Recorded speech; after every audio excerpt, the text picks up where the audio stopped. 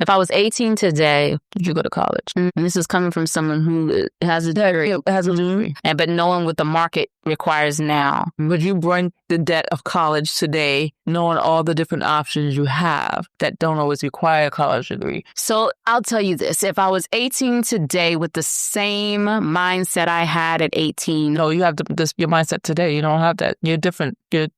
Well, no, is it? I mean, it is different. But what I'm saying, what I was going with that mindset, that hustle, that hustle has never left me. Yeah. Right? So that hustle has been since, I don't know, God knows when. So if I still had that, then I'd be like, I can make it. I'm going to be fine. Right. In this day and age with what I got going on, just knowing I'm going to be all right. I probably wouldn't want that burden, but I probably would be curious to see what it's like.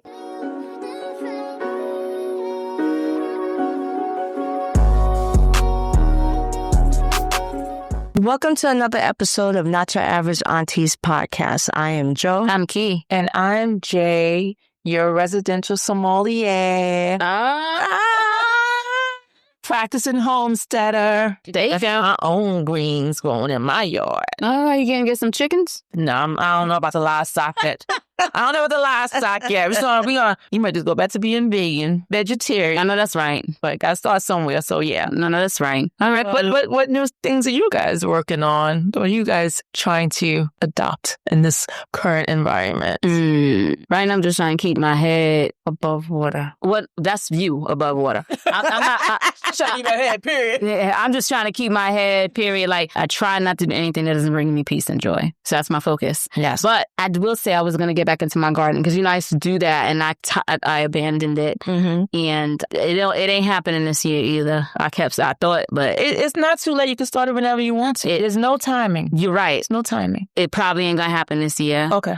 Because it's just, I'm trying to be more intentional this year. Like, it's like my first year, I was like, okay, the peppers and the tomatoes. And then that was good though. It was good. And then last year, I was like, try some cucumbers. I had 1 or 2. Okay. But this year, I was really doing my research, getting some things together, starting about my little greenhouse, starting my little seedlings. That's an accomplishment. Just put them outside. All that. Yeah. So I got some nice tomato plants, peppers, of course, and my herbs. Yes. Yeah. So we'll see what happens. The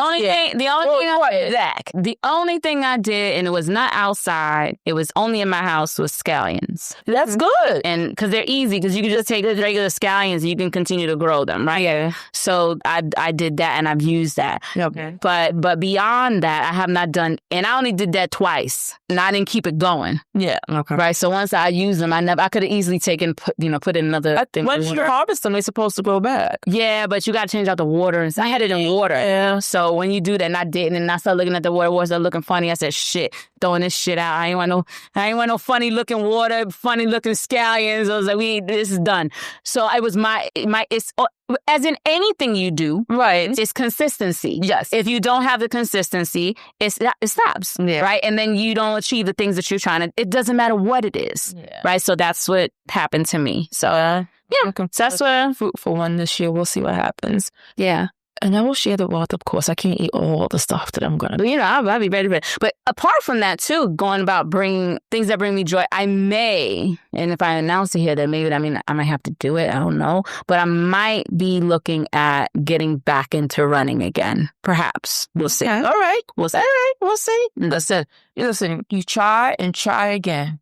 Yeah. That's it. It ain't I ain't doing a marathon again. No. Whatever it is, you try and you try again. And if you want to, and I'm going to keep trying this damn garden thing because the way this world is shaking out to be, man, listen, grocery prices is too expensive. Well, not only that, if you're growing it, you know what's in it. Right. Because right now they have those genetically modified everything. Yeah. And we don't know what we're consuming. Yeah. And half that stuff, and the GMO stuff could be cancer causing. We're exposed to carcinogens everywhere. Yeah. Mm-hmm. And I don't know. I mean, even with the garden, you have to be concerned about those things too. But listen, got to start somewhere. So here we go.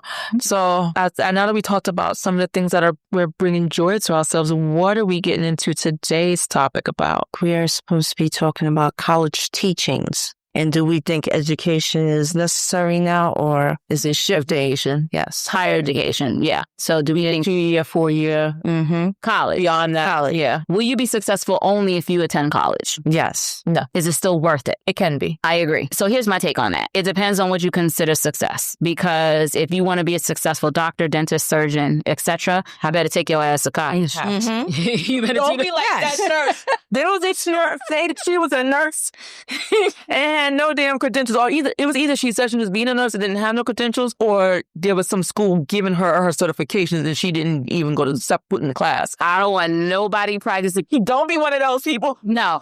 And the thing is, I was going to make a statement saying I don't want anybody practicing on me that hasn't gone to school. But the reality is, if we want to keep it a buck, Practicing on you anyway. right? They're practicing on you anyway, especially when you're in those inner cities, in those Residential doctors coming in. It's not just like in the cities. That's at all hospitals when they do their residency. Yeah, residency. That's what it is. Yes, and there's teaching hospitals and all that. I get that. What I'm getting at for the inner cities and those hospitals that are particular, I'm going to speak for I don't want us to get sued or anything like that, but let's just say the hospitals that are in the Bronx. And we've been in them, so we know. There's a couple. Yeah. There's 3 that I could think of. Yeah. Okay? Okay. All right? Some of you watching it who know us, you know. And if you don't, and you in the Bronx, New York, on Grand Concourse, on Morris Avenue, or 233rd Street, you're going to know these hospitals, right? Right. And I say all that to say, because those hospitals that are in less affluent areas, they're not going to bring on those top doctors. The top doctors go to top hospitals. Yeah. And I only know this because I literally just had this conversation with my GYN. Because I had a theory. It was a conspiracy theory. But I always had this thing, like when I lived in the Bronx and we would have to take the kids to certain hospitals or whatever, and even the hospital I was born into, and later had to go there when my mother-in-law was sick.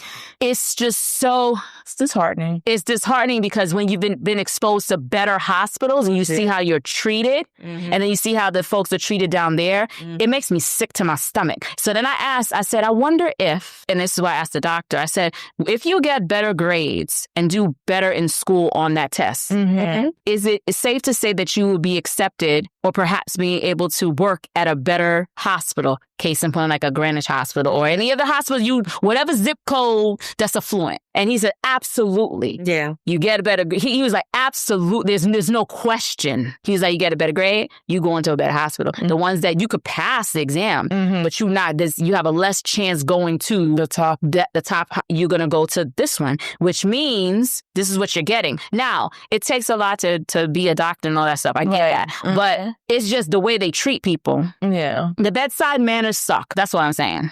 But I say all that to say, if you are going to school for that, you need that. There are certain jobs and fields you have to go to. You need that school where you go into college and beyond, because it's not even just college. So after college, there's medical school. There's what's the other schools? What's the other place? Dentist school. There's other schools beyond your 2 or 4 year college. You got to get a 4 degree. 4-year degree that you have to go to. So you're continuously learning. Yeah. And even after you've got your degree and you're now practicing, you're continuously learning, because I was going to ask a question about that specific situation that you just discussed. So in beyond getting the grades to get into a top hospital, these doctors get on boards, they go practice and learn other things, they continuously experiment to improve results of either a medication or that's a different research. But they add that on to their credentials, and that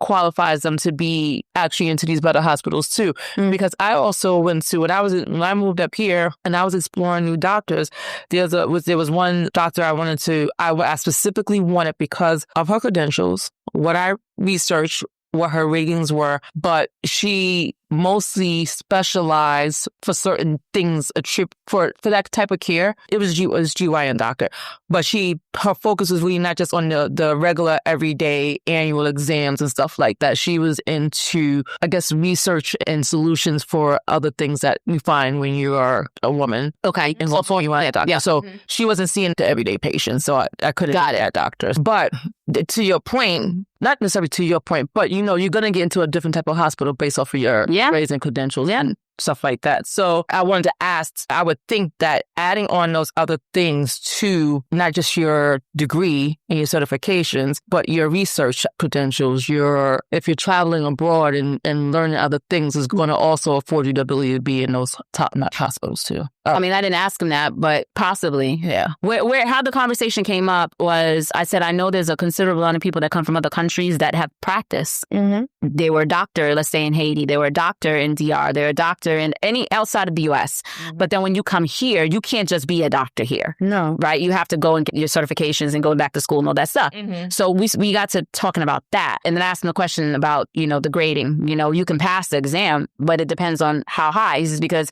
you want to pass with the highest as you possibly can. Mm-hmm. So then we started talking about, okay, so how do those individuals from other countries, they come over? It must feel a little bit disheartening here because when you was practicing in your other country, but then you come here and it's like you got to start from the bottom again. And he was even telling me, he was like, there are some people that you're absolutely right, come from other countries. And I know this to be true. And then they may work at a hospital and they're like the janitor or what. You get what you can get, right? Or they have to start. Or they're in North Dakota because they couldn't get to New York. Yeah. But that's what after they went to school and all that stuff, they ended up having to go to, he says, a location that you don't even want to be in, but you're able to practice. It's funny. It was a sick... Oh, go ahead, Joe. It's funny, though. People that's coming from other countries and they were practicing. It's funny that sometimes they may be more experienced in the education that was given here. Because there was a movie that I watched. Mm-hmm. And it just portrayed how it's real life, where this guy was a doctor, a prominent doctor in his country, but he's driving a cab here.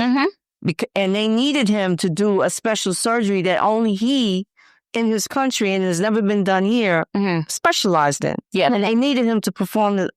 And it just made me think that there's so many people that come from other countries are doing, I have below the maintenance, driving the cabs, and in the kitchen, when they should be in a hospital because they probably would know more or be able to teach us something more than what we've learned here. They may have the experience. Yeah. So then I asked them, this is another question I did ask them. So I said, okay, is it, because my thing was, okay, so if you've already had practice in your country and you've already have your degree, then is it the fact that in the U.S. is just our teachings and our degrees trump yours? And he's actually said, It's the opposite? No. He was like, he didn't say his opposite. He said, actually, you can learn some things here. He said, the difference is, he was like, yes, in my country, I practiced for years. He was like, I've done thousands of C-sections, thousands of delivering babies and complicated surgeries and stuff like that. And he said, so you do get the experience. He said, but things are taught differently here. So there is some element of things where you can learn. Yes. That's right. So that's fine. Yeah. So his thing was, because he had a similar situation where he was a resident. I forget what year, if he was third year, I don't know. Or he wasn't in attending, but he was a resident when he first came. He's been doing this for over 40 years now. And he was just like, something happened. The woman, she gave birth, but she was bleeding out. Okay. So at the time, the doctor who was taking care of her, he raced out and he's like, does anybody know how to do whatever surgery it was? It was some special surgery to prevent her from dying. Okay. And my doctor was like, I could do it. I'm done. And he says, the other doctor's like, are you sure? But he was frantic because he needed help with this. So he was like, I've done it a lot back home. So he did it, boom, bam, done. So they were impressed, right? So he says in situations like that, he was like, had I not done that, he probably maybe the trajectory of my career would have been different. He says, because once I did that and it was successful, and he says, and he said, I did it, whatever type of surgery it was, he was like, he named it, I can't recall what it was. And he was like, she was good after it was done. And the fact that the doctor has saw him do it, he received all the praises. And it propelled his career. Right. And this is why he always says, I'm always counting my blessings, because he knows, he says, from where I come from and the type of life I was able to build here in America, that would not be the case. He says, I have peers that it just doesn't happen that way. Yeah. It just doesn't happen that way. And it doesn't take away, to your point, of what they're capable of doing. So he says, it's not as easy as just go to school here and you automatically going to work at the best house. That's not the way it goes. Yeah. And he was like, it's a hustle. Yeah. You got to really do it. So we were just having we were talking for 45 minutes before he examined me. And then even so, I was like, don't you got the patience? He was enjoying that. But we got a good teaching. Yeah. And we also have a good connection because of what happened when he with me delivering my last kid and being in ICU and all that stuff. So for him, he will always say, you're one that, because it could have been a bad situation. So he'll never forget. I know we'll never forget each other. Right. So we were talking and I was just learning. It was a lot to learn through that conversation. But I say all that to say this, like going back to the topic, for stuff like that, you need to go to school. Yeah. You need that applied application of whatever you learned in school to actually put it to action, right? Yeah. And then you need several years of that, because sometimes the things you learn in the books, shit goes awry, and you got to be able to think on your feet quickly. Like I have a huge respect for doctors and nurses and all of that, but those emergency room doctors, those emergency room nurses, you don't know what's coming through that door. You got to be so on it. Like I'm not saying I don't have a respect for the nurse in oncology or the nurse, in pediatrics. I have a respect for all of them. Like a routine type of situation. Yeah. But that emergency situation, anything, and you got to be on it. Like that takes a special type of intellectual capacity and recollection to know, okay, this is this, that's that. Dude. And then I was asking him, he was like, you know what? There's starting to be a shortage of people that want to do that because it's the harder thing to do. Yeah. So then where does that leave us as a country? In our healthcare, he said there's less people that go in school to want to practice this. Yeah. Yeah. They don't want to do that because they don't have the easy shit. Routine stuff. Yeah. I know this patient's coming in for this particular thing. Yeah. But you got to think about it. There's people that became doctors and nurses and things happened and they got sued. Or you looking at the downside to it, where things have happened where it didn't pan out the way they expected it to after spending all this money for the education. And their life didn't turn out the way they wanted it to. Yeah. I mean, we could talk about doctors all day, but I know there's certain fields and professions that needs education, but do you really think going to school 4 years and 8 years is it still worth it now? It's you can still be successful without a college degree. Absolutely. And companies are starting to see that. Yeah. They're not requiring. There are a lot of companies that, I don't want to say a lot, but there are companies that you had to have a degree to get a job. Some companies are seeing that you don't have to have a degree. Because to me, I feel like book and on-hand experience go hand. No. I think it goes hand in hand, meaning that you have to have some book knowledge, you have to have some on-hand experience. Everything can't be just book, and everything can't just be hands-on. So you have to have a combination of both. But there are skill sets where it is a lot of just on-the-job learning. And you can succeed at that, you can excel at that, and then it comes down to just the type of person you are. Are you a critical thinker? Are you a strategic thinker? Critical thinking. Right. So that's real big. So education needs to be revamped in certain areas because there's a lot of things that you learn in school that you are not practicing in the real world. And people go to school and they have degrees and they come out and they're not doing anything. They're not using it. They're not successful. And people go to school for a certain thing and they do something different. Yeah. Yeah. It happens all the time. Right. So not to say it's a bad thing, but I don't think it's always a necessary thing. Yeah, I don't think so. If you want to be a successful businessman, do you have to go to Harvard? No. Do you have to go to college? No. There's plenty of people that I know that are extremely successful, entrepreneurs, they own business that like they're doing numbers. Yeah. Right. Some of them didn't go to school. Maybe they have like a 2-year degree and some of them just didn't.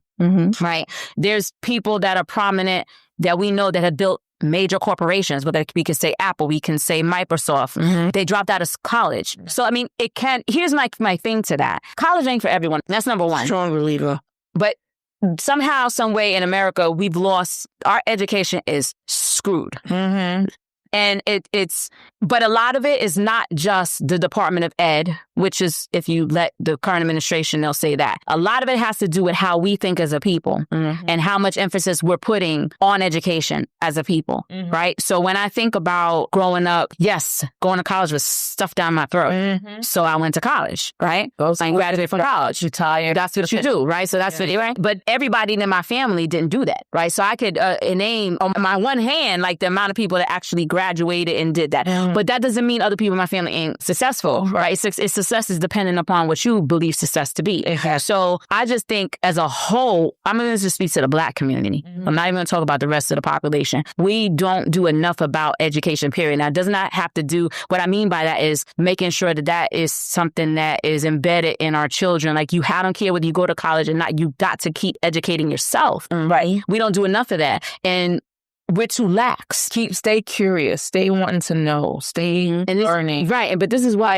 Whatever medium or any medium. And this is why a lot of times other ethnicities, they supersede us, because I'm talking about Black Americans. Let me just be clear. Because if you talk to somebody who's from Caribbean, they're big on healthcare. Let me get some nurse. Let me do this, or the doctor track, or the lawyer, but mostly in healthcare, right? So depending on what background you have, but it's not enough. We're not emphasizing enough, and as a result of that, we're so far behind. It's sad. It's horrific. When you think about comparing us to others, we're too focused on the wrong shit. Right. And then we think, I don't need education, or I don't need college. Okay, maybe you don't need college, but maybe you need to take your ass to a trade school. Or maybe you need to do, or you don't need college, but you don't have that hustle, that ability to be like, I don't need this, but I'm about to get this. You putting all my talking points. All right, no, keep on. I only had two things and I said about, but it's just coming to me. But it's the truth though. Like you got to, if you don't want to go, you just got to have the hustle. And what I'm not seeing within Gen Z, enough of y'all, some millennials, and hell, even Gen X, some of us, because we tend to have those traditional ways. Yeah. A lot of us do, right? This is what you do, right? I'm not seeing that hustle. And we got this whole thing, I don't want to be able to hustle and I don't want to work too. Well, nothing easy is going to come to you. You have to work for it. Put in some level of effort to see the results that you are hoping to see. Nothing's going to be just handed out to you on a silver. Nothing worthwhile comes easy like that. No, nothing at all. No. So I have a question. I just had this conversation last night with someone. And he was saying traditionally that parents used to set their goals for the kids on where they should go to college and what they should do as they get older. And this is the profession you're going to go into. Yeah, based off of their own. Yes. And a question came up with his granddaughter's mother is more open to listening to the child to find out what they want to do as a career path. And he's like, why are we giving them that option? Why are we not forcing them or telling them that this is where you're going, this is what you're going to do, and that's the end of it? Do you believe in that? I don't believe in that. Yeah. And this is where I said I didn't agree with him on it. And I mean, it was a nice discussion. I don't think you should force it on you. Yeah. Well, there should be a conversation of understanding what it is that your child aspires. Yeah. What are your child's aspirations? And then having that conversation and helping them figure out the path they should probably take to achieve it. So, and college is not always that path. Yeah. So he was looking more of it in terms of, let's say the parents are a doctor and lawyer, and you're saying that this is a field you're going to go into because this is how you're going to be able to sustain a successful life and make the money that you need in these two fields. But you're not looking at, maybe the child is looking at you and you may have had a successful life, but they weren't happy. The child wasn't happy because, no, the parents wasn't happy with what they were doing. They was just doing it because that was their way of making money. Yeah. Suppose the child sees that and doesn't want to go into that field. You can't force them to go to school because then now they're going to drop out or they're going to go and wind up doing something else because that's not the direction they wanted to go. They last did it. You didn't do it. Yeah, you didn't show them in a positive way that I did this job. In this job, I was happy in this job. And by doing this job and being happy in this job yielded me this. I was doing this job, it yielded me this, but I'm not happy. So how is that going to, that's not a positive experience. Yeah. I just think, I don't believe, and I know this happens particularly, I always say default to the Caribbean culture or any culture that's not Black American. Let me take that back. Unless you come from old elitist Black American. Yes. Then it's different, like the Jack and Jills of the world, the old guards and the links and all that stuff, right? When you coming from that era, that's their path. Like the more elitist, then they will be the ones to be like, no, you got to do this, right? Because there's the certain expectation. Yeah, and the ones on the opposite end who didn't have that experience, they're not gonna shove that down your throat. It's gonna go get a job. Yeah. Any job. I think, I feel like as a parent, you're supposed to help steer the kid. Yes. Yeah. Right? But you're not supposed to be like, this is what you need to do. Right. No, this is what you're going to do. This is what you're going to do. Yeah. Right? Because for all the reasons that you said, like it can just be a bad outcome. Now, I know historically growing up, what it sounded like to me, it comes from like the older type of mindset because you know, historically, a lot of times you hear what your parents say and you just do it to appease them, but you're just miserable. Mm-hmm. You may like the checks that you get, you know, you may like the lifestyle that it affords you, but you're not fully fulfilled. Yeah. Or you may just do it for the checks and whatever, you do just enough, but that don't mean you at the top of your game in your field either, right? So, because you don't love it. Yeah. So I just don't believe in that. I believe in we're all born with gifts and we should be able to really figure out what those gifts are. And then that's what we give back to the world. Right. That's my piece to it. But I know there's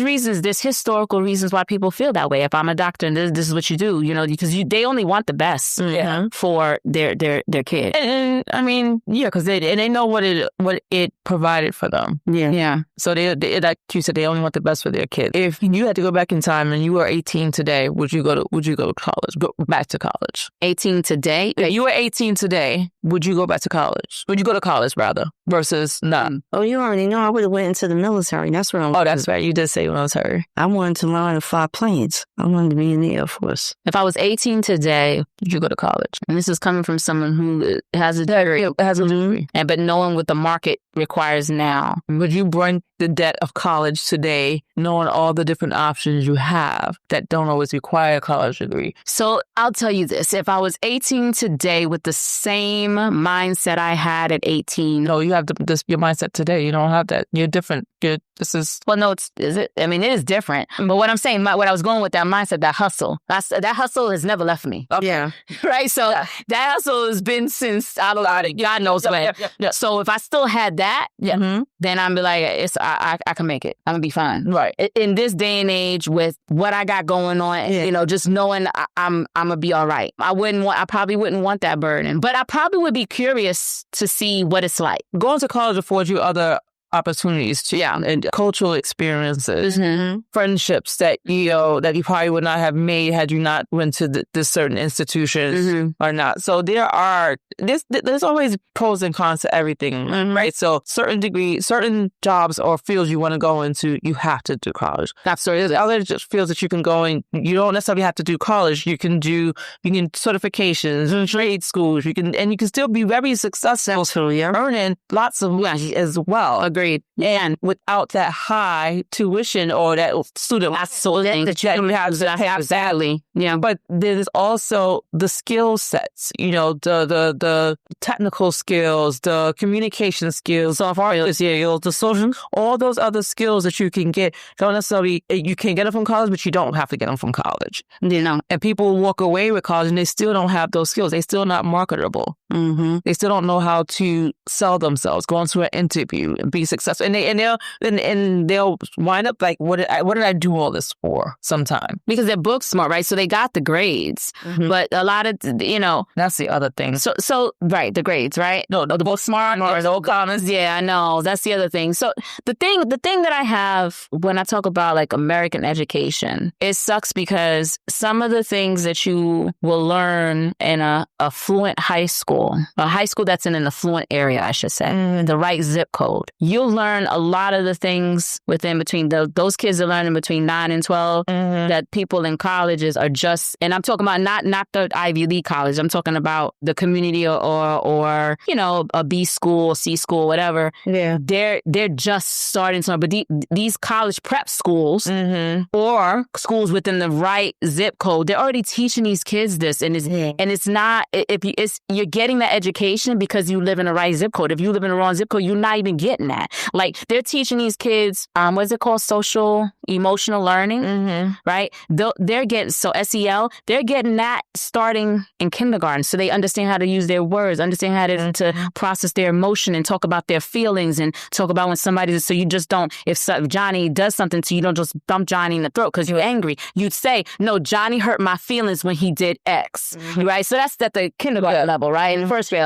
And then they're teaching them how to, the public speaking skills, skills. So when they come out and they come to get an internship at a bank or at a tech company, Right. they know how to hobnob and interact with staff, and they don't feel less than. They don't feel inferior because this person is a manager or whatever, because they're so used to debating with their teachers and someone at this stature, or because maybe their mommy and daddy, again, you write zip code, they're around that element. So it becomes natural, whereas you get a kid that's from an inner city that's still intellectually sound, but because they weren't taught that public speaking, they tend to be more insular, right? So my point is, where I have an issue with it is that if you were born in or you live in the wrong zip code, you're going to have a less than education unless your parents help to supplement. Because you cannot rely just on the school. And that's too much of us to just say, go to school, done, and you don't supplement that. Yeah. And we don't do enough of that. And it really drives me crazy. And I'm passionate about it because I can see the chasm opening up wider and wider from the poor and uneducated versus the people that have money. And it's just getting wider and wider. And I know you just layer on that AI, baby, and a lot of us are fucked. We screwed. Done. We're screwed. We're done. And I see it. And it saddens me because it's like, dude, okay, you don't want to go to school, but if you're scrolling on your phone, you on YouTube, there's so many different ways you can educate yourself. But here we are talking about baddies. And here we are talking about this person was fighting. And here we are talking about Shannon Sharp and his bullshit. You know, we're talking about so many different things, the wrong shit. That's what drives me crazy. But that goes back to, if that's all you're talking about, that's what you're going to teach your kids because that's what your parents taught you. You know, it goes that. So if that's all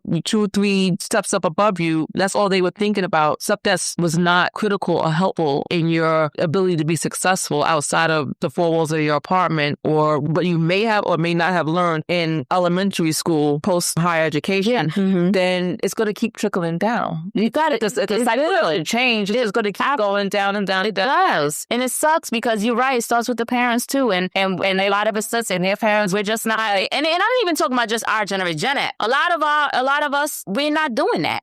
You know, I see people to talk, like if I say, oh, in the summertime, I'm giving my kids, they got book reports to give. They go to summer school. No, they don't got to. They're like, oh, your kids didn't get to the next grade. They go to, no, they ain't in summer school. They go into my summer school of Shakira. Right. You know, these kids got to learn, damn it. You know, so I would give them they got book reports, and then they were like, well, how do you know if they could just write anything? Because I read the book too. So that's the thing. Like, I would take time. We're gonna read Ice Fire, whatever the fuck I did, the whole trilogy, and then I would read it and be like, oh, you know, this to me, oh, this is good, but this is dumb. But hey, right. when I get that book report, I bet it not be no, because my kids are smart. They be like, and they elaborate stories that ain't got shit to do with this book. What you talking about? You done I love your imagination, but because I would give him answer questions. You didn't read this shit. So, but my point is to keep the mind stimulated, like keep it going, keep thinking out of the box. They were smart enough to write down an elaborate story, not what the book was about. One time they had a time. They had a story to tell. They told you. Chief fire. But it sucks. I get, the more I see the generations, and I know every generation probably was having this conversation with my husband the other day. I was like, each generation probably says this. We know the boomers were saying that about us. Right. Oh, you guys are doomed, you know?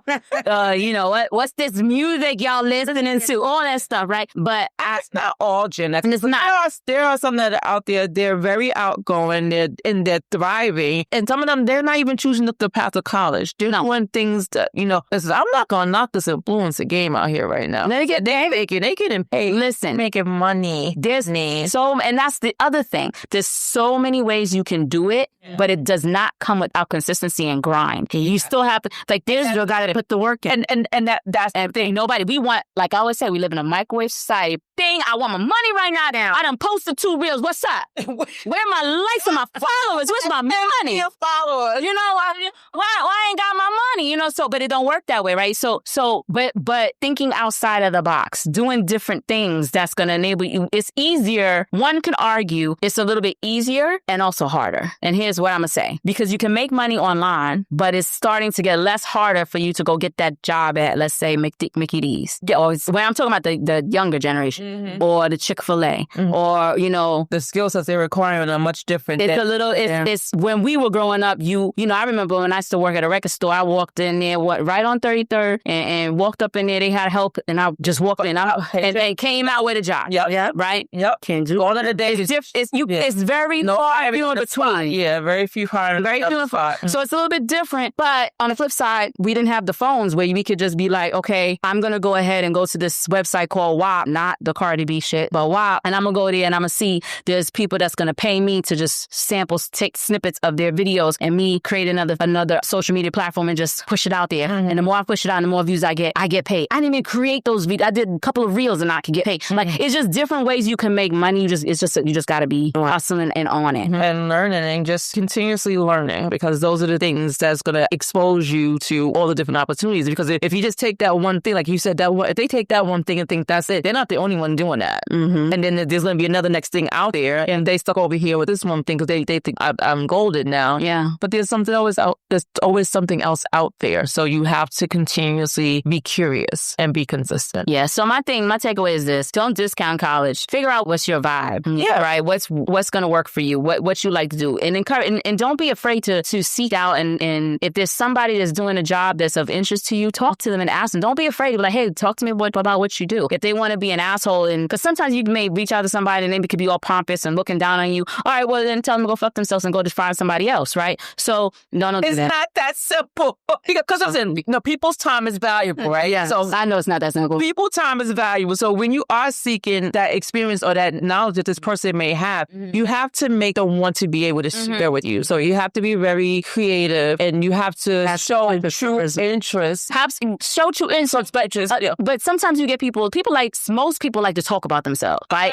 It's most people. Yes. So if you butter them up and be like, hey, tell me about what you do. What do you do? I'm trying to figure out. And even if you approach them, I'm talking about the 17, 18, 19, 20-year-olds, 17 to 24, 25. But I'm trying to figure out what I want to do in my life. But what you do, you work at a bank, or what you do, you work at a tech firm. What you do, you're a teacher. Talk to me about what your day-to-day is.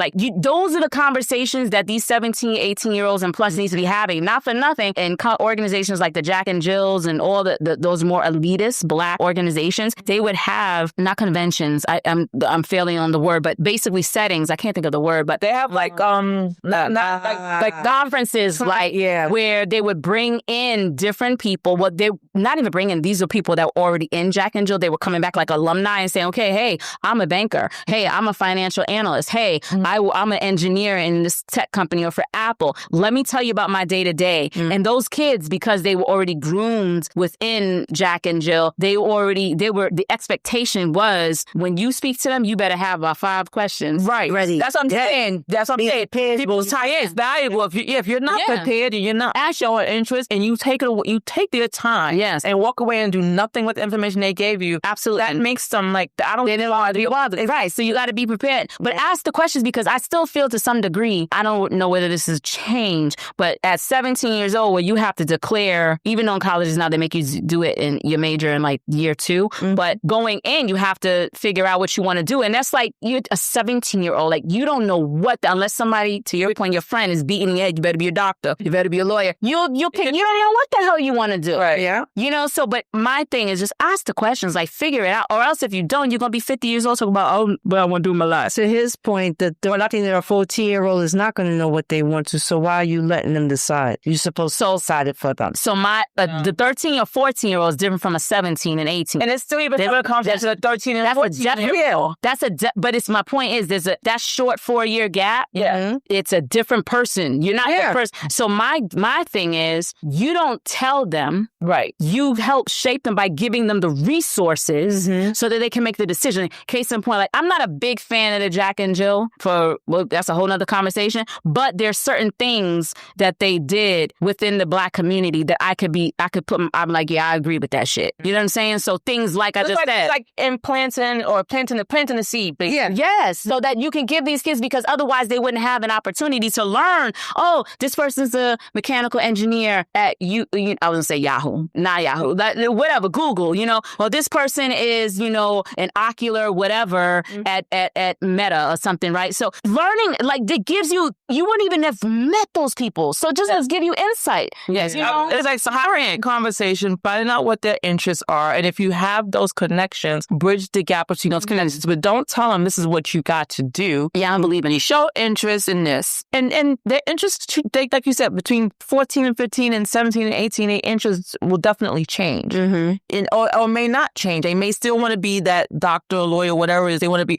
But if you bridge the gap between their interests and people who are already in those fields, and they have those conversations, that's planting the seed, and maybe pique their interest even further, where they will stay on the course that you're trying to have them go anyway. Agreed. Yeah. And because here's my other thing. There are people that there's a place for everybody. Yeah. Right? So the same person that's pushing down doctor, lawyer, you need the creatives. And I'm not just saying that because I'm a creative person, but you do need the creatives. You need the person that's going to be the singer, the pianist, the artist, because that same person's after the lawyer. When you're going on, take your ass on a date, you may want to go to the art museum, right? So you need that stuff. Yeah. So don't push one thing on one kid when they may have something else that they could be brilliant at, that you can put that fire under them to really soar in that area, right? So that's my take. And I would like to also say that we're not trying to diminish or down like blue collar work. Absolutely not. Domestic stuff like that, because it's a place those for people are successful in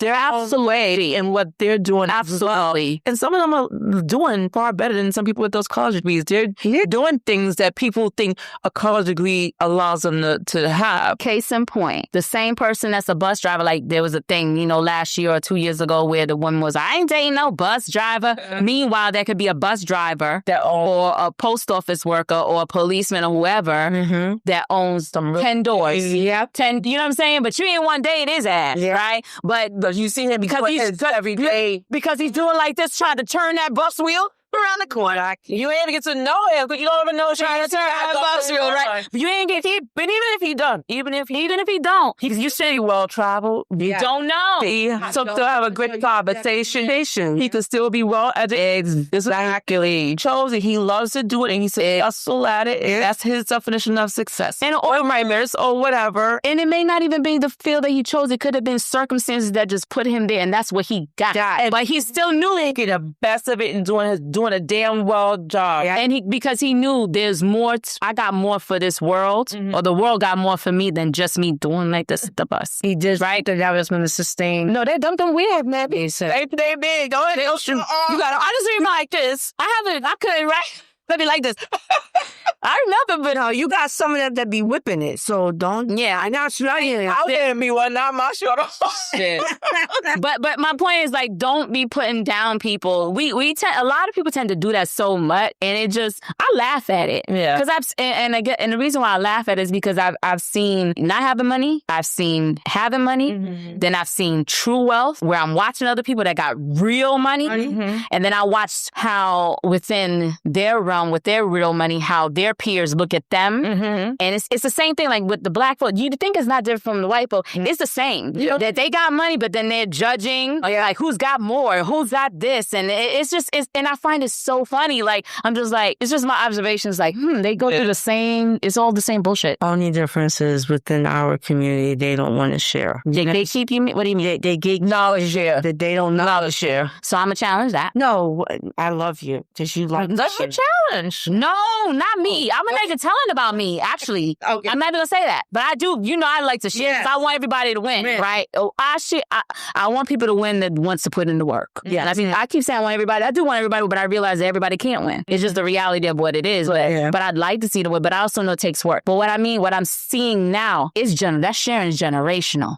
Because Gen Z, we would talk, is that crab in the barrel type shit? I ain't sharing. But these Gen Xers, we do that, crab in the barrel. Gen Z, they're like, and some millennials, they're like, no. Let me tell you how you do this. You know what I'm saying? So, and I respect it because that's what I used to do. Like, oh no, don't do that. You should do it this way or whatever. But somehow in my gen, people look at me like, why would you do that? Because then she could be better. I'm not worried about if she could be better because I'm in my own zone. Right, yeah. So, in fact, if she does make it past, that's fantabulous. I love it. I contributed to that. You know what I'm saying? I feel good about that. Exactly. You know what I'm saying? But everybody don't see that that way. I'm like, I'm not thinking about her. If me's giving her some, or her or him, some help to level up, and they're taking that's going to take away from me, that has nothing to do with me. I wish somebody would help me. Yeah. I wish somebody would have gave it to, like, help me get that thing. I had to keep trying to get in certain rooms when I'm the only Black person there, and try to, like, fucking, what did I say, ear hustle? Yeah. Give me like, oh, let me pay attention. Or when they had me in the room because they didn't think I was a threat. Mm-hmm. Meanwhile, I'm soaking all that shit. I'm like, oh, so that's how you do it. And I'm not listening to just what you say, but that's what plays into this. Right. Oh, okay. Now I go back. Let me tell you what happened. Yeah. So because that's how we got to learn. Yes. That's not gay. It's nothing that's gay. Even and like you said, in our... They do. In our generation. Our generation and in our race. Yeah. It is stupid shit. Even down to, like, makeup. Yeah. It's the dumbest shit ever. Mm-hmm. They'll be like, bitch, are you serious? Yep. Like... They don't want to share. I ain't got to. But listen, whatever you decide to do... Actually, we have some questions for the listeners, actually. Did you go to college? Did you get to go to college where you are now? No, sorry, start over. Okay. College help you get to where you are now. Okay. I can't. But we should answer that for ourselves. But the caveat is, so let's answer it for ourselves real quick. Okay. I'm going to say no. It didn't help you. College didn't help get to me where I'm at now. It was me. All my work experience has been primarily at one organization, an institution. Mm-hmm. It is my work ethic, my ability to stay curious and want to learn and want to grow within the job, learning on the job. Yeah. It's where it helped me get to where I'm now on the job. Yeah. I mean, college has some aspect of it because it taught you how to, think about things and structure things and strategize and stuff like that. But a lot of my learning has been on the job learning. Yeah. Okay. So just saying here, I was on the job for 10 years before I went back to college and finished. And I felt more of my experience came from hands-on because what they taught me in school, I had already known. And there was things that they did teach that I'm not even utilizing. So I had forgot. Mm-hmm. But for the most part, it's been more hands-on. So I don't think the education. So I'm gonna say for me, it's a little different. So when I think back of the roles that I was able to get in corporate America, I only got those roles. I wouldn't have gotten a shot at an interview had I not had a degree. I know that for a fact. Yeah. Because back then, it was required. Mm-hmm. So if you didn't have that degree, you're done. Yeah. So that's how I was able to get into the interview. Now, getting the job is a whole nother, that was me, right? Yeah. But getting even the interview, you see in my resume, the degree helped, right? Yeah. 2 times I know that for a fact. But now things are shifting and changing. Yeah. So it's not necessarily, it's less of a requirement, even though there are still, there's still some jobs that are listening, like you to have. Yeah. But it depends on the job, like I said. But I know for a fact that had I not had a degree, it would have been a different hustle. I wouldn't have gotten the money. I just wouldn't have gotten to, it helped me to get the money. And then I kept going. Yeah. And then I was using my own hustle to keep progressing. But if I didn't have that, I would have started at a lower rung. That I know.